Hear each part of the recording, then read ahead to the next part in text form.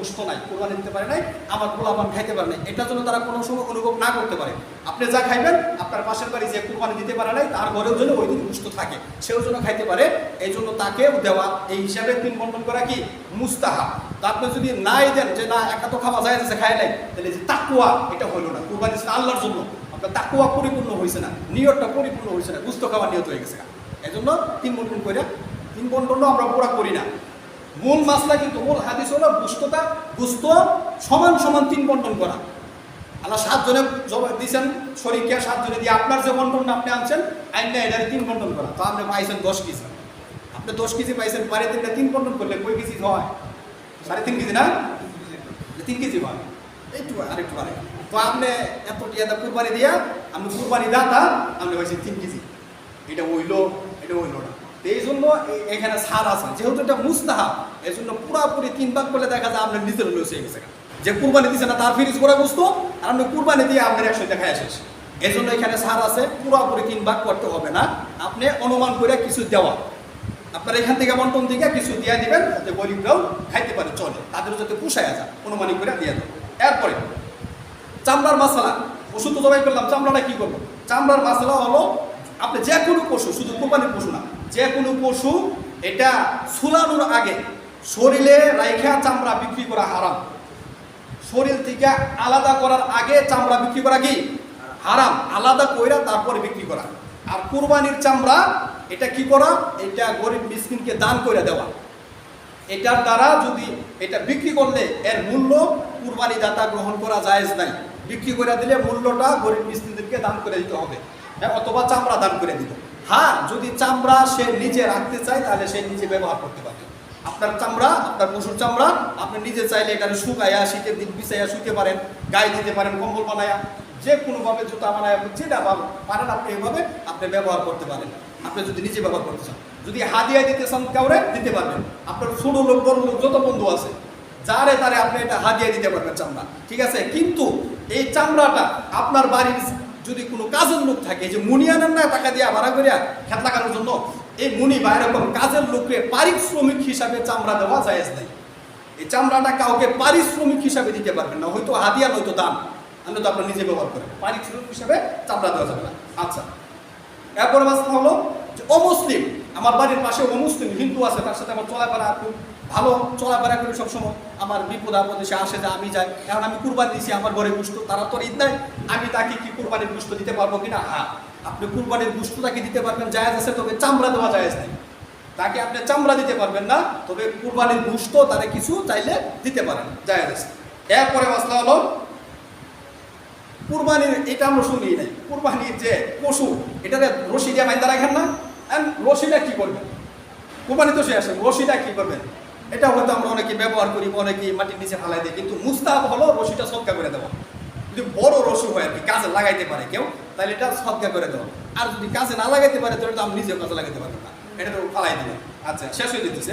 এরপরে মাসলা হলো মৃত ব্যক্তির নামে, মৃত ব্যক্তির নামে কুরবানি দেওয়া যায় কিনা? হ্যাঁ, মৃত ব্যক্তির নামে কুরবানি দেওয়া যায়। হযরত আলী রাদিয়াল্লাহু আনহু উনি হুজুর সাল্লাল্লাহু আলাইহি ওয়াসাল্লামের নামে কুরবানি দিয়েছিলেন। তো এক ব্যক্তি জিজ্ঞেস করলেন যে আপনি ওনার নামে কুরবানি দিলেন? যে হ্যাঁ, হুজুর সাল্লাল্লাহু আলাইহি ওয়াসাল্লাম আমার বলে গেছিলেন, নবী সাল্লাল্লাহু আলাইহি ওয়াসাল্লাম আমার বলে গেছে যে আলী, আমি মারা যাওয়ার পরে তুমি আমার নামে কুরবানি দিবা। তো মৃত ব্যক্তির নামে এবং নবীর নামে, রাসূলের নামে কেউ যদি কুরবানি করবেন, তার 4-5টা নাম ওই মাত্র, বা মনে করেন যে 6 নাম হয়েছে, আর এক নাম হয়ে গেছে, আপনার কেউ লোক নাই, তখন রাসূলের নাম দিতে পারেন, যে একটা নাম আমাদের রাসূলের নামে দিয়ে কুরবানি দিতে পারেন। আর মৃত ব্যক্তির নামে কুরবানি করার মাসলা হলো যারা জীবিত আছেন, জীবিত যাদের উপর কুরবানি করা ওয়াজিব, আগে তাদের নাম দিতে হবে, কারণ তাদের উপর ওয়াজিব, আর মৃত ব্যক্তিটা মুস্তাহাব। তো তাদের নাম দেওয়ার পরে যদি অপশন থাকে তাহলে মৃত ব্যক্তির নাম দেওয়া, আর যদি অপশন না থাকে তাহলে মৃত ব্যক্তি পরে জীবিত যারা আছে তাদের নামই দেওয়া আগে। আচ্ছা, এরপরে হলো দরিদ্র ব্যক্তির কুরবানি, গরিবের উপর কুরবানি কি ওয়াজিব? আমরা গত আলোচনা শুনছি না, ওয়াজিব হওয়ার জন্য 5টা শর্ত আছে। তো যার মাল নাই, গরিব, হ্যাঁ, এর উপর কুরবানি দেওয়া ওয়াজিব না। এখন একটু কথা শুনি যে মাল কতটুকু হলে কুরবানি দিতে হবে। আমরা ওই যে যাকাতের নেশাব শুনছিলাম না, যাকাতের নেশাব আর কুরবানির নেশাব একই নেশাব, তবে ডিফারেন্স হলো যাকাতের মাল পূর্ণ 1 বছর থাকতে হয়, অতিরিক্ত আপনার হাতে থাকতে হয়, আর কুরবানির নেশাব 1 বছর থাকতে হয় না। কুরবানির যে 3 দিন, যুলহিজ্জা মাসের 10, 11, 12, এই 3 দিন যদি আপনার কাছে এই নেশাব থাকে তাহলে আপনার উপর কুরবানি ওয়াজিব। নেশাব কতটুকু? সর্বনিম্ন 60 থেকে 70,000, আপনি 70,000 টাকা ধরেন, 70,000 টাকা হলো নেশাব।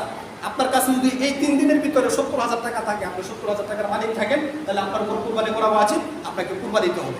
যদি আপনি কুরবানি না দেন, আপনি সামর্থ্য থাকা সত্ত্বেও কুরবানি দিলেন না, নবী সাল্লাল্লাহু আলাইহি ওয়াসাল্লাম বলেন যে এর মতো নিমুখ হারাম যেন আমার ঈদগাহ মাঠে না আসে, এর মতো মুসলমান উম্মত আমার দরকার নাই, এজন্য আমার ঈদগাহ মাঠে না আসে। তাহলে আপনি রাসূলের দুশমন না বন্ধু? দুশমন।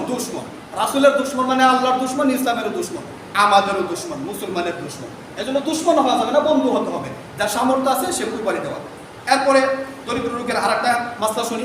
গরিব লোকের উপর তো কুরবানি ওয়াজিব না, এখন সে কিনা বানাইছে, যেমনি হোক টাকা পয়সা জোগাড় করে একটা পশু কিনছে, তার আমি কুরবানি দিবই, অনেক ফজিলত দিয়ে আইসার, কিন্তু তারপর ওয়াজিব না। এখন কিনছে যেহেতু কিনা বানাইছে, তার উপর কুরবানি দেওয়া আমার ওয়াজিব। এখন জবাই করতে হবে, এখন টালটি পাল্টি করে না দিতাম না গো, টিয়া খরচ বিচালামও হইতো না, এখন তোমার কুরবানি দেওয়া লাগবে, তুমি মাদুরি পশুকার লেগে। তারপর ওয়াজিব ছিল না, সে জোর করে ওয়াজিব বানাইছে। এখন তার কুরবানির পশুটা কুরবানির সময়, কুরবানির আগে হারায় গেছে গা, কুরবানির পশু হারায় গেছে গা, এখন আর কুরবানি দিমুই আমি আর একটা কিনবো, তো সে টাকা জোগাড় করে আর একটা পশু কিনছে।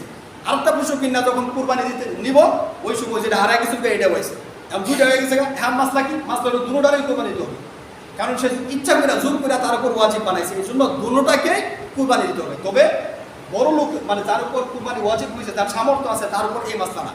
যার সামর্থ্য আছে তার মাসলা হলো সে একটা পশু কিনছে কুরবানি দেওয়ার জন্য, এটা কুরবানির আগে হারায় গেছে, সে আর একটা ক্রয় করছে, কুরবানির দিন ওইটাও ফিরা পাইছে, দুটোটা ফিরা পাইছে। এখন তার মাসলা হলো সে খুশি, চাইলে দুইটাই জবাই করতে পারবে, চাইলে যে কোনো একটা জবাই করতে পারবে, আর একটা তার স্বাভাবিক এইভাবে মানে চাইলে বিক্রি করে দেবো, চাইলে সে পারবে। এটা বড় যার সামর্থ্য আছে তার। এরপরে মাসলা হলো কুরবানির সাথে আকিকার মাসলা। এটা নিয়ে দুইটা মত, কুরবানি আর আকিকা একসাথে দেওয়া যাবে কিনা, এটা নিয়ে দুইটা মত। এটা হানাফি আহনাফ যারা, আবু হানিফা মাযহাব যারা মানে, তাদের মাসলা হলো যে কুরবানি আর আকিকা একসাথে দেওয়া যাবে। কেন দেওয়া যাবে? কারণ কুরবানির যে বিধান, মানে কুরবানির গোশতর যে বিধান, আকিকার গোশতর একই বিধান। কুরবানি যেই নিয়তে দেওয়া হয়, যেই জন্য দেওয়া হয়, আকিকাও আল্লাহর জন্যই, সন্তান হচ্ছে সুক্রিয়াতান। কুরবানি দেওয়া হয় মাল আছে সুক্রিয়াতান, আকিকা দেওয়া হয় সন্তান হচ্ছে সুক্রিয়াতান, মানে ঐতিক মিলে, এই জন্য আকিকা আর কুরবানি একসাথে দেওয়া যাবে। তবে চূড়ান্ত মাসলা, জগমগার কিছু নাই, যার যেটা ভালো লাগে মাইনেন। আমি আমার চূড়ান্ত মাসলাটা বলে দেই, কুরবানি আর আকিকা একসাথে দেওয়া জায়েজ নাই। কুরবানি আর আকিকা একসাথে দেওয়া যাবে না, কারণ কুরবানি হলো ওয়াজিব আর আকিকা হলো সুন্নত, এটার সাথে একটা মিল নাই। এরপরে কুরবানি হলো যুলহিজ্জা মাসের 3 দিন, এর ভিতরে দিতে হবে, এর আগে দিলে হবে না, পরে দিলে হবে না। আকিকার সাথে যুলহিজ্জা মাসের কোনো সম্পর্ক নাই। এরপরে আকিকা সুন্নত হলো সন্তান হওয়ার 7ম দিন দেওয়া সুন্নত। না দিতে পারলে, যে ইয়াতে আছে কই সিজারে হয়েছে হাসপাতালে, বাড়িতে এসে না, টাকা পয়সা সমস্যা, কেমনে দিব, পরে দিব, তাহলে 7 দিনের দিন। ওই দিনও পারলো না সমস্যা, তাহলে কোন দিন দিব? 21 দিনের দিন। 21ও পারলো না সমস্যা, তাইলে সুন্নত শেষ, সুন্নত 21 পর্যন্ত, সুন্নত রহিত হয়ে গেছে। এখন হচ্ছে মুস্তাহাব। মুস্তাহাব সে জীবনের যে কোনো দিন যদি দিতে পারে দিয়া দিব, না দিলে নাই, যদি মন চাই দিয়া দিব, না দিলে নাই, তাহলে একটু মুস্তাহাব পর্যায়ে চলে গেছে। আর কুরবানি দেওয়া কি ওয়াজিব, তাহলে ওয়াজিব আর মুস্তাহাব দুটার মাসলা পুরোপুরি ভিন্ন, একসাথে মিলেই না। এই জন্য সবচেয়ে বেটার উত্তম হবে কুরবানি আর আকিকা একসাথে না দেওয়া। এরপরে পশুর ক্ষেত্রে দেখেন, কুরবানির পশু হলো 6 প্রকার, আর আকিকার পশু মাত্র 1 প্রকার, বকরি। রাসূল সাল্লাল্লাহু আলাইহি ওয়াসাল্লাম বলছে যে ছেলে হইলে 2টা, মেয়ে হইলে কি 1টা। বকরি, গরু, ওই যে দুম্বা এগুলো কিন্তু বলে না, শুধু বকরির কথা বলছে। হ্যাঁ, এই জন্য কুরবানির পশু আলাদা আর আকিকার পশু আলাদা, এই জন্য দুইটা বিধবেন, একসাথে করেন না। এরপর 2টা মাসলা আছে, তাকবীরে তাশরিক ও রোজা। তাকবীরে তাশরিক এটা ওয়াজিব, কুরবানির মতোই ওয়াজিব। কখন থেকে? এই যে আগামী রবিবার, যুলহিজ্জা মাসের 9 তারিখ রবিবার ফজর থেকে নিয়ে যুলহিজ্জা মাসের 13 তারিখ বৃহস্পতিবার আসর পর্যন্ত প্রত্যেক ফরজ নামাজের পরে সালাম ফিরাইয়া সকলে একবার জোরে সুরে আল্লাহু আকবার, আল্লাহু আকবার, লা ইলাহা ইল্লাল্লাহু ওয়াল্লাহু আকবার, আল্লাহু আকবার, ওয়ালিল্লাহিল হামদ, একবার পুরুষে জোরে সুরে একবার পড়া ওয়াজিব। আর মহিলারা আস্তে আস্তে পড়বে, বাড়িতে মহিলাদের কাছে মাসলাটা পৌঁছায় দিতেন। কোন দিন থেকে? রবিবার ফজর থেকে বৃহস্পতিবার আসর পর্যন্ত এই তাকবীরে তাশরিক পড়া ওয়াজিব। যখন ঈদের নামাজ পড়তে যাবেন, তখন ঈদের নামাজে জুরে জুরে পড়া যাওয়া ওয়াজিব, মাঠ পর্যন্ত জুরে জুরে পড়া যাওয়া। এরপরে হলো রোজা, আরাফার রোজা। আরাফার রোজা কবে? এটাও নিয়ে 2টা মত। আরাফার রোজা কবে? আমরা অনেকে বলি যে আরাফা যেদিন কাবা সৌদিতে যেদিন আরাফা সেদিনই তো রোজা রাখুন। তাহলে সৌদিতে আরাফা হইলো আগামীকালকে তাদের 9 তারিখ, আর আমাদের দেশে হলো 8 তারিখ। তারা ওই দিন রোজা রাখবো, মানে আরাফার দিন তারা রোজা রাখবে, আরাফার রোজা, আর তাদের তারিখের সাথে মিলাইলে আগামীকালকে আমাদের কি রোজা। এই হিসাবে ওই সাথে মিলাইয়া যেহেতু আরাফার রোজা, আরাফার কথা আসছে যে আরাফার রোজা, তো আরাফা তো আগামীকালকে, তাদের 8 তারিখ না, তাদের 9 তারিখ, আর আমাদের হয় কোন দিন 8 তারিখ। এই জন্য আমরা 8 তারিখে রাখি। এই হলো এক মাসলা। দ্বিতীয় মাসলা হলো হযরত আলী রাদিয়াল্লাহু তাআলা আনহু উনার থেকে বর্ণিত, উনি বলছে যে আরাফার রোজা ওই দিন যেই দিন থেকে তাকবীরে তাশরিক শুরু হয়, এবং যেই দিন উনি রোজা রাখছে ওই দিন থেকে উনি তাকবীরে তাশরিকও দিছে। তাহলে তাকবীরে তাশরিক ওই তারিখ থেকে 9 তারিখ থেকে, ওই সৌদির 9 তারিখ না, যার দেশে যেই দিন 9 তারিখ। কি বলেন, আমরা কি আগামীকাল থেকে তাকবীরে তাশরিক দিব না রবিবার থেকে? রবিবার থেকে যদি তাকবীরে তাশরিক দেয় তাহলে রোজাটাও রবিবারে। তো এই ব্যাপারে ঝগড়া মগার কিছু নাই। আপনার যেই দিন উত্তম মনে হয় যারা রোজা রাখবেন, যদি মনে হয় না আমি আরাফা বইতের সাথে মিলাই রাখবো, আগামীকালকে রাখেন। আর যদি বলেন যে না আপনারটাই মানি, হ্যাঁ, যে তাকবীরে তাশরিক যেদিন ওই দিনই আরাফা, তাহলে 9 তারিখে রাখেন। আর যদি কোনটা ফিয়াস লাগতেছে তাহলে 2টা রাখেন, সমস্যা কি, সওয়াব পাইবেন। নবী সাল্লাল্লাহু আলাইহি ওয়াসাল্লাম বলছে যে আরাফার রোজা যে রাখবে আমি আল্লাহর কাছে আশাবাদী যে তার সামনের 1 বছর এবং পিছনের 1 বছর 2 বছর সগীরা গুনাহ আল্লাহ মাফ করে দিবেন। এই জন্য রাখার চেষ্টা করবেন। পারলে 2টা রাখেন, আর না পারলে আপনার যেদিন ভালো লাগে, 8 তারিখে ভালো লাগলে 8 তারিখে রাখেন, 9 তারিখে ভালো লাগলে 9 তারিখে রাখেন। আর আমার মাসলা হলো 9 তারিখেটা বেটার, আমি এটাই সবচেয়ে উত্তম ভালো পাইছি 9 তারিখেটা। এরপরে মাসলা হলো 2টা মাসলা শেষ। সূরা কাউসারের আমি একটা আয়াত তিলাওয়াত করছি, ফাসাল্লি লিরাব্বিকা ওয়ানহার। এই আয়াতে আল্লাহ তাআলা বলতেছে, হে হাবিব ওগো নবী, আপনি আপনার রবের শুকরিয়া আদায় করুন। কিভাবে? ফাসাল্লি লি, নামাজ, রব্বিকা ওয়ানহার, হার মানে নাহর করা, জবাই করা, কুরবানি করা। তো আগে কিসের কথা বলছে? নামাজের কথা। আপনি আপনার রবের শুকরিয়া আদায় করুন নামাজ এবং কুরবানির মাধ্যমে। আগে নামাজ, এরপরে কুরবানি। আমরা যারা নামাজের সাথে কোনো সম্পর্ক নাই, শুধু কুরবানি দেয়, এদের কুরবানি সহি হবে না, 100% সহি হবে না। এটা গুস্ত খাওয়া আর মানুষদেরকে দেখানো, হ্যাঁ, বা না দিলে কেন আমার টাকা আছে পোলাপানে খাই দিবি, বা বিভিন্ন কারণে হয়, কিন্তু সহি একদম পিওর 100% সহি হয় না যাদের নামাজের সাথে সম্পর্ক নাই। আর আল্লাহ বলছে আগে নামাজ, এরপরে কুরবানি। এখান থেকে একটা মাসলা শুনি, আমরা ঈদের নামাজ কয়টায় পড়বো বা কখন পড়বো, কোথায় গিয়ে পড়বো? আপনারে এইখান থেকে হাঁটতে এই যে কিশোরগঞ্জের সোনাইকার মাঠে গিয়া ঈদের নামাজ পড়ার জন্য কে বলছে? নবী সাল্লাল্লাহু আলাইহি ওয়াসাল্লাম বলছে যে ঈদের দিনে আল্লাহর কাছে সবচেয়ে উত্তম কাজ হলো কুরবানি করা। কুরবানির দিনে ঈদের নামাজ পড়া, তাড়াতাড়ি নামাজ পড়া, কুরবানি করা। এবং আল্লাহ তাআলা এখানে কি বলছে? ফাসাল্লি লিরাব্বিকা ওয়ানহার, আগে নামাজ এরপরে কুরবানি। তার মানে আপনি ফজরের নামাজটা আগে আদায় করতে হবে, এরপরে ঈদের সালাত আদায় কইরা কুরবানি দিয়া এরপরে আপনার জোহরের সালাতে আদায় করতে হবে। আপনি জোহর করেন না, জোহরের নামাজের আগে গিয়া হুতান গরুরে 4-5 জন ধরে হুতান, যখন আজান দেন আমরা আমরা সুলান, হ্যাঁ, আসরের আজান দিয়ে আমরা তখন গোস্ত কাটেন। ওরে বাবা, আমরা নামাজের কোনো খেয়াল নাই। আপনি জান ওই উত্তর খামের চৌরাস্তা নামাজ পড়ার জন্য কেন আমি একজন জিজ্ঞাসি, এত দূরে গেলে লাগে নামাজ পড়ার লাগে? বছরে একবার আসি, সবার সাথে দেখা সাক্ষাৎ হয়, অনেক ভালো লাগে। আর বেটা তোমার কি বলছে ইসলামে এই কথা? তুমি অনেক দূরে যাও, সবার সাথে দেখা সাক্ষাৎ করো, ভালো লাগতো, এই কথা ইসলামে বলছে? ইসলামে বলছে যে তুমি সকাল সকাল উঠো, ফজরের নামাজ পড়া, ঈদের নামাজ সূর্য ওঠার পরে যখন অক্ত হয় আদায় করে এরপরে তাড়াতাড়ি কুরবানি করো, কারণ ওই দিন তোমার সর্বপ্রথম আহার করতে হবে কুরবানির গোশত। তো আপনারা কুরবানির গোশত থেকে আহার করেন, হাতে গোনা 2-3 জন ছাড়া আমি কাউরে পাবো না। ওই দিন সর্বপ্রথম কুরবানির গোশত আপনি আহার করেন। আপনি 3বার খাইয়া যান, আরো 3বার খান, খাইয়া পরে জবাই করেন, খাইতে পাহেন, আবার গিয়া খাইয়া আহেন, আবার কাটেন। এইটা নিয়ে কুরবানি, এটা কথা বলছে আল্লাহ রাসূল, এটা কথা বলছে না।